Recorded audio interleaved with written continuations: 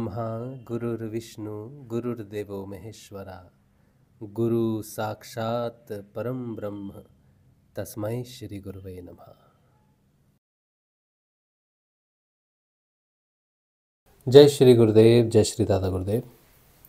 सभी साधकों के लिए ये जो विषय है बहुत महत्वपूर्ण है।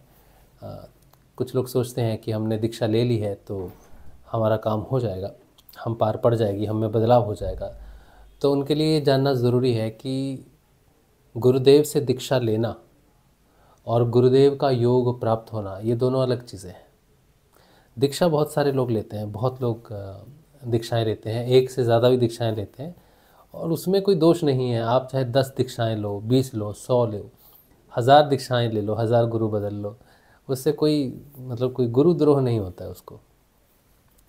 क्योंकि जब तक अंतिम गुरु नहीं मिलता, अंतिम दीक्षा नहीं प्राप्त होती, आत्म जागृति की अंतिम दीक्षा नहीं प्राप्त होती, तब तक आप गुरु बदल सकते हैं, उसमें कोई दोष नहीं है। लेकिन अगर कोई समर्थ सद्गुरुदेव है जो आपकी आत्मा को जागृत कर सकता है और उससे आपने दीक्षा ली है, तब भी, उसके बाद भी उस गुरु की प्राप्ति यानी कि उस गुरु के योग की प्राप्ति ये अलग विषय है।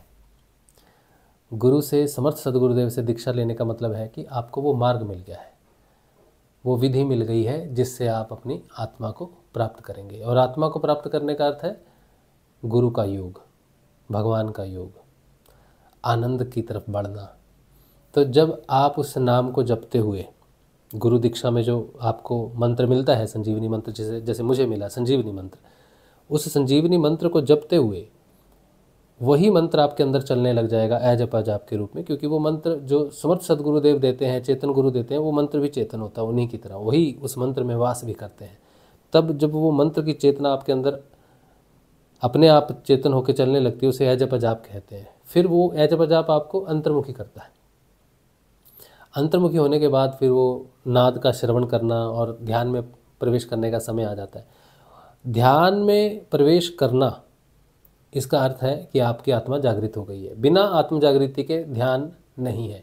बहुत सारे लोग ध्यान करते हैं, कहते हैं हम ध्यान करते हैं, हमारा कोई गुरु नहीं है।